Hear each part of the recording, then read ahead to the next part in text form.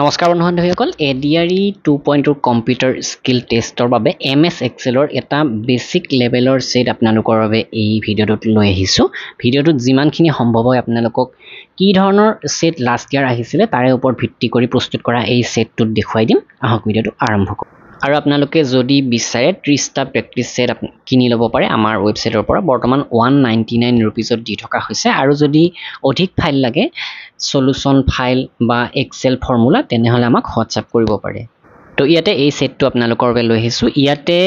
এই ধৰণৰ সমাধান আমি কৰিব লাগিব বা যেতিয়া আমাৰ ফাইনেল হ'ব এক্সেল বহোৱা এক্সেলত এই ডাটাবিলাক বহোৱা তেনেহলে এনেকুৱা ধৰণৰ দেখা হ'ব লাগিব তো ইয়াতে চাওক IPL team win and loss তেনেকুৱা ধৰণৰ দিছে টিমৰ নাম দিছে এইফালে তাৰ পাছত কেইখন মেচ খেলা হৈছে দিছে তাৰ পাছত কেইখনত হাৰিছে হেতু দিছে তো কেইখনত জিকিছে হেতু আমি উলিয়াব লাগিব সহজতে উলিয়াব পাৰিম তাৰ পাছত উইন পাৰ্সেন্টেজ অৰ্থাৎ কিমানখন নট জিকিছে হেতু পাৰ্সেন্টেজ হিচাপে কিমান হৈছে বা লছ পাৰ্সেন্টেজ কিমানখনত হাৰিছে হেতু পাৰ্সেন্টেজ হিচাপে কিমান হৈছে হেতু উলিয়াব লাগিব তো এতিয়া আমি ইনস্ট্ৰাকচন বিলাক প্ৰথমতে চাব লাগিব start Microsoft Excel program and open new worksheet তো মাইক্ৰসফট এক্সেল যেতিয়া ওপেন হ'ব তেতিয়া লগতে এটা ওয়াৰ্কশীট ওপেন হ'বই তো ওপেন হোৱাৰ পিছত প্ৰথমতে instruction this is the enter your name and roll number in first two rows of the worksheet worksheetor প্ৰথম দুটা ৰত ইয়াতে চাওক 1 নম্বৰ আৰু 2 নম্বৰ ৰত নেম আৰু ৰোল নম্বৰ বহাইছো লগতে 1 2 এটা দুটা তিনিটা চাৰিটা সেল আমি সিলেক্ট কৰি এটুক আমি বৰ্ডাৰ দিব লাগিব বৰ্ডাৰ দিয়াৰ কাৰণে আমি কি কৰিব লাগিব চাৰিটা সেল সিলেক্ট কৰি ইয়াতে যেটো হোমৰ 2 নম্বৰ যেটো ফন্ট ডায়লগ বক্স আছে সেই ফন্ট ডায়লগ বক্সত এই যেটো হেৰি আছে ইয়াতে ক্লিক কৰি দিম ড্ৰপ ডাউন কৰি দিম লগে লগে ইয়াতে অপচন আহিব অল বৰ্ডাৰত ক্লিক কৰি দিলে তো আমাৰ যেটো এক্সেল সেট তাতে নেম আৰু ৰোল নম্বৰৰ এই হেৰিটোত চাৰিওফালে বৰ্ডাৰ লাইন আহি যাব তো নেক্সট আমি টেবুলখন বনাওত যাও টেবুলখন বনাওতে মন কৰক 1 2 3 4 5 6 ছয়টা কলম ইউজ হৈছে আৰু ইয়াতে ৰ আছে 1 2 3 4 5 6 7 8 9টা 9টা ৰৰ প্ৰথম যেটো ৰ সেই ৰটো কি কৰা হৈছে ইয়াতে হালধীয়া ৰঙেৰে হাইলাইট কৰি দিয়া হৈছে তাৰে ওপৰত IPL team win and lost এইটো কি কৰা হৈছে 1 2 3 4 5 6 এই ছয়টা কলম মাৰ্জ কৰা হৈছে মাৰ্জ এণ্ড সেন্টাৰ অপচনটোত গৈ আমি IPL team win and loss এই হেডিংটোৰ বাবে এইখিনি নোহোৱা কৰি ল'ব লাগিব ৰকেটা বা এটা সেল কৰিব লাগিব এই ছয়টা সেলক তো হেতু কি দৰে কৰে আমি সেল কেটা প্ৰথমতে মাউসৰ পইন্টাৰে সিলেক্ট কৰি লম এটো সিলেক্ট কৰি লৈছো তাৰ পাছত ইয়াতে যেটো এলাইনমেন্ট টেব আছে এই এলাইনমেন্ট টেবত মাৰ্জ এণ্ড সেন্টাৰ বুলি এটা অপচন আছে ইয়াত ক্লিক কৰি দিলে মাৰ্জ এণ্ড সেন্টাৰ অপচনটো আপোনালোকে দেখিব লাগিব এইটো ক্লিক কৰি দিয়াৰ লগে লগে এই ছয়টা কলমৰ যেটো ছয়টা সেলৰ যেটো ঘৰ হেতু এটা হৈ যাব আৰু হেমতে IPL team win and lost এইটো আমি লিখি দিম আৰু এইটো মাজত কৰি দিম লগতে ইনস্ট্ৰাকচন দিছে ইনস্ট্ৰাকচন খিনিত কি দিছে চাওক ইয়াতে প্ৰথমতে ৰোল নম্বৰ নেম আৰু ৰোল নম্বৰটো আমি লিখিব লাগিব তো নেম ৰোল নম্বৰ এনেকৈ দুটা ঘৰ বনাই লৈ ইয়াতে আপোনাৰ নামটো ইয়াতে ৰোল নম্বৰটো লিখি দিব দেন এইখিনি আমি টেবুলখিনি বনাব লাগিব টেবুলখিনি বনোৱাৰ আগতে দুটামান ইনস্ট্ৰাকচন দিয়া হৈছে যে ফৰমেট দা সেল সাচ that the text size is 12 text size অৰ্থাৎ font size 12 হ'ব লাগিব আৰু font টো হ'ব লাগিব font family টো times new roman সকলো সেলতে times new roman হ'ব লাগিব এই সকলো বিলাক times new roman আৰু 12 font size হৈছে কিন্তু the title row number 4 ইয়াতে 5 হৈছে actually আপোনালোকৰ এইটো 4 হৈছে টাইটেল ৰ বুলি কোৱা হৈছে এইটো ইমাত্ৰ দেখুৱাই দিলো মাৰ্জিন সেন্টাৰ কৰা তো ইয়াতে কি কৈছে যে ইয়াৰে টেক্সটটো IPL team win and lost এইটো বোল্ড হ'ব লাগিব ইটালিক হ'ব লাগিব লগতে আন্ডাৰলাইন হ'ব লাগিব উইথ ফন্ট সাইজ 15 ইটোৰ ফন্ট সাইজটো 15 কৰিব দিছে আৰু এইটো মাৰ্জ এণ্ড সেন্টাৰ ইয়াতে লিখি দিছে যি ধৰণৰ দেখা হৈছে তেনেকুৱা হ'ব লাগিব নেক্সট যেটো পইণ্ট 5 নম্বৰ যেটো ৰ আছে সেই ৰত হেডিং বিলাক দিয়া হৈছে team match lost win percentage এইটো বিশেষ একো কোৱা নাই সেন্টাৰ ৰাইট লেফট যিকোনো এলাইনমেন্ট আপুনি কৰিব পাৰে আপোনাৰ সুবিধা অনুসৰি হেতু ইয়াতে আপোনালোকৰ পেপাৰ ইনস্ট্ৰাকচন হয়তো বেলেগ আহিব পাৰে কিন্তু আমাৰ সেটটোত এইদৰে দিয়া হৈছে আৰু এইটো হাইলাইট কৰি দিয়া হৈছে হাইলাইট কৰাটো আপোনালোকে ইয়াতে পাই যাব যেটো অপচন আছে আপোনালোকে গোটেই কিটা সেল যেতিয়া সিলেক্ট কৰিব সিলেক্ট কৰি যেটো ফন্ট ডায়লগ বক্স আছে তাতে আপুনি এইটো কালাৰ ফিল কৰিব পাৰিব তাৰ পাছত আমি এফালৰ পৰা এই টেক্সট বিলাক ইনপুট কৰিম তো মেথছ কেইখন জিকিছে কেইখন হাৰিছে এইখিনিও ইনপুট কৰিম তাৰ পাছত উইন কিমান হৈছে উইন পাৰ্চেন্টেজ কিমান হৈছে লছ পাৰ্চেন্টেজ কিমান হৈছে সেইখিনি আমি ফৰ্মুলাৰে উলিয়াম তো এতিয়া কৈছে যে 4 নম্বৰ ইনষ্ট্ৰাকচনটোত create the border only for the cells that have a solid line shown above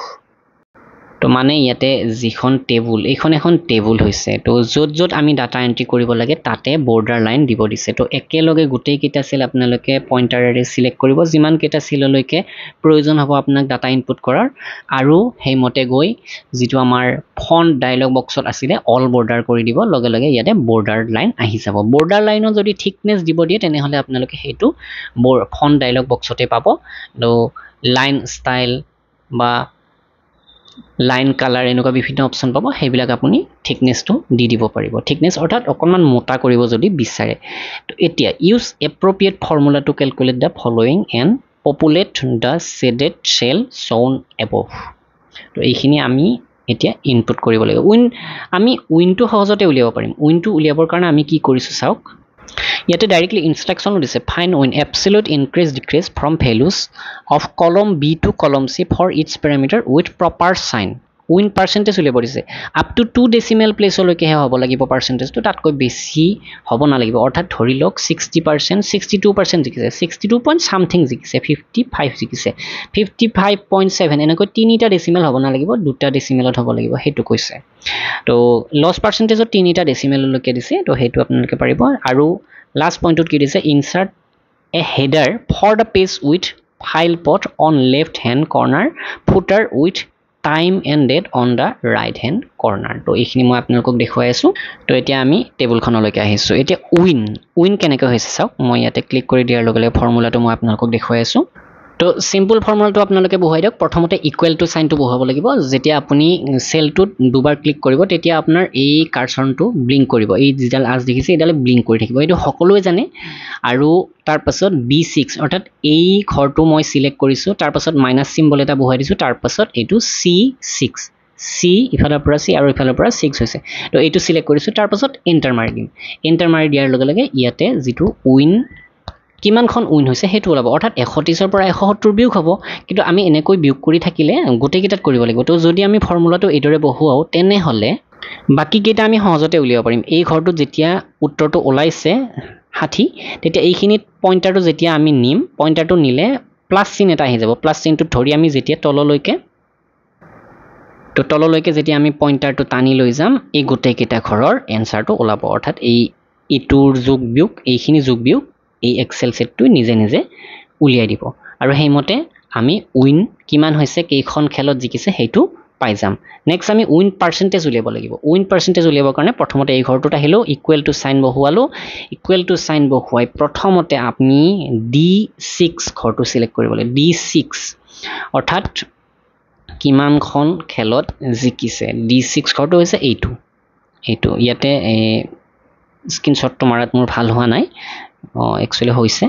তো এইটো D হয় আৰু 6 চেন্নাই সুপাৰ কিংছৰ প্ৰথমতে উলিয়ালো 6 সিলেক্ট কৰিলে তাৰ পাছত অবলিক চিনটো বহালো এইটোৱে হৰণ চিনটো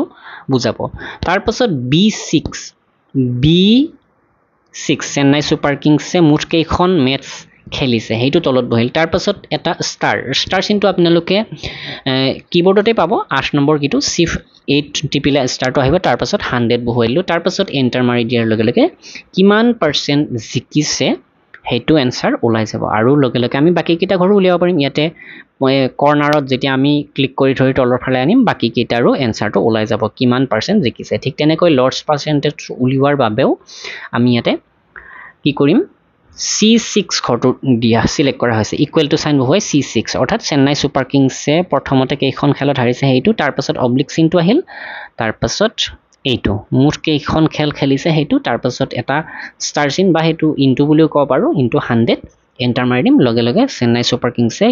কিমান পাৰ্চেন্ট হাৰিছে হেতু ওলাব তাৰ পাছত ইয়াতে প্লাস চিনত ধৰি আমি তলৰ ফালে টানি দিলে বাকি কেইটা এনসাৰো ওলাই যাব আৰু ফাইনালি এইখিনি কৰা হলে আপোনালোকে এটা কথা মন কৰিব ইয়াতে ইনসাৰ্টত গৈ হেডাৰ ফুটাৰটো সহজতে বহুৱাব পাৰিব মাইক্ৰসফট ৱৰ্ডৰ নিচিনা ইয়াতে ক্লিক কৰিলে ইয়াতে হেডাৰ বহুৱাবৰ কাৰণে অপচন আহিব আৰু তলত ফুটাৰ বহুৱাবৰ কাৰণে অপচন আহিব আৰু আপোনালোকে পেজ লেআউটত গৈ পেজ কি দিব দিছে অৰ্থাৎ এইটো যেহেতু প্ৰিন্ট কৰা হ'ব তাতে প্ৰিন্ট কৰিবৰ কাৰণে পেজ লেআউট এটা লাগিবই লাগিব হয় A4 অথবা লিগেল কোনটো দিব দিছে সেইটো আপোনালোকে চাই ল'ব আৰু সেইমতে সিলেক্ট কৰিব আৰু তেতিয়া হলে আপোনালোকৰ প্ৰিন্টিংত কোনো অসুবিধা নহয় এইখিনি আছিল আজিৰ ভিডিওটোত আপোনালোকক দেখাবলগীয়া নেক্সট আপোনালোকৰ সহাৰি অনুসৰি সেশন আনিবৰ কাৰণে চেষ্টা কৰিম